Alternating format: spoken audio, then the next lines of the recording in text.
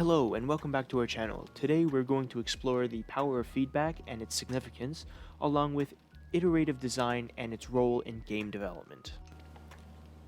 First, we'll take a look at feedback. This concept refers to the response players receive from the game due to their actions and decisions.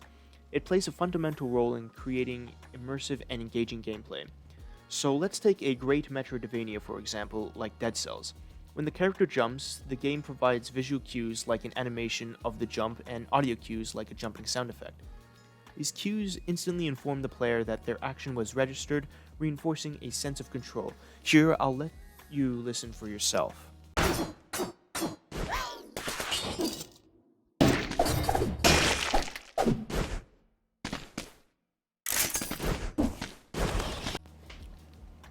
Feedback is not restricted to positive reinforcement.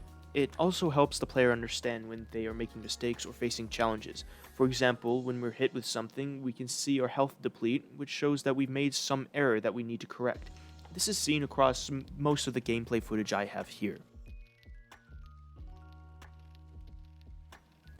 However, in Guilty Gear Strive, a fighting game, when the character is hit by the opponent, the game typically shows a visual representation of health depletion, along with an audio cue like a grunt or hit sound.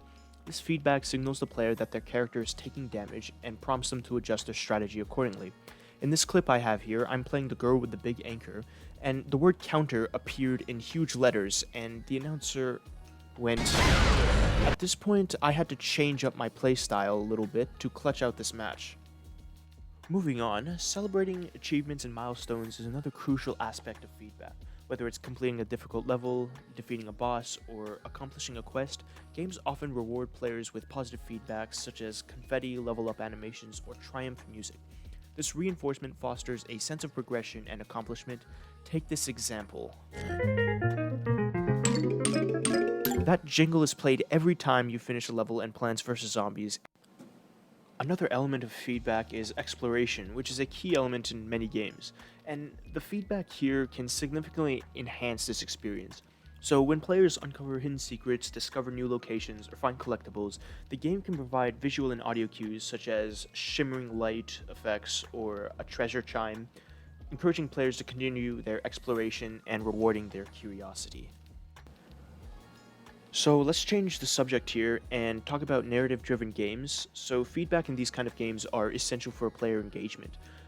When players make a choice during conversations with NPCs or choose from a list of words like how I'm doing here in Doki Doki Literature Club, the game's feedback might include facial expression changes, the dialogue options might change, or branching storylines. This type of feedback makes a player feel like their decisions matter and influence the game's narrative. Some games take this to the next level and add multiple endings to earn based on the certain decisions throughout the game you make. In this case, based on the words you choose in this poem, you will receive a certain storyline focusing on one of the four girls showcased in the beginning. Another minor yet increasingly important element is personalization, and the feedback extends to this aspect as well. Games often provide real-time feedback as players customize their characters, displaying visual changes and previews. This helps the player make informed decisions and ensures that they feel connected to the character they create. Moving forward to behind the scenes, developers meticulously design feedback systems to enhance the overall gaming experience. They gather player feedback through playtesting, surveys, and community interaction. This invaluable information guides them in refining the game mechanics, improving visuals, audio cues, and addressing any issues or disconnects that players may encounter.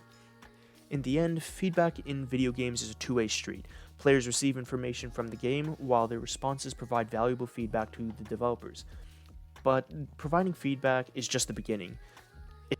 Iterative design takes the process a step further, focusing on continually refining and enhancing the game through testing and player feedback. So let's take an example of this. Overwatch, the team-based hero shooter, is an excellent example of iterative design.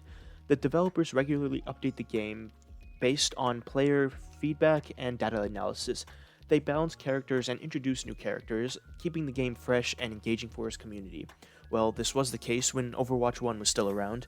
Now, Blizzard are not really making any new innovations as they scrap the PvE or player versus environment element of Overwatch 2, which was the only real reason it made it a sequel, but I digress.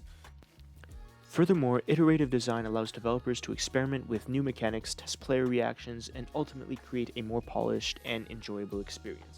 Now, let's take Minecraft, the sandbox game that needs no introduction. It underwent extensive iterative development, as it started as a simple building game with constant updates and community input such as the mob and biome votes on Twitter. It expanded to include exploration, combat, and many other features, evolving into a cultural phenomenon loved by millions, including myself. However, I think that the combat could really use some tweaking in terms of PvE in the single player mode, because the only real update we saw to the combat system was attack speed and sweep attacks, but that was way back in 2016. So how does the iterative design process actually work? Well, it starts with gathering feedback. Developers actively seek feedback from the players, either through surveys, forums, playtesting, or beta releases. They also use data analytics to understand how players interact with the game, identifying issues and areas of improvement. Next, developers prototype and test based on new feedback from the data that they received from the tester and create better prototypes to test the new ideas and mechanics.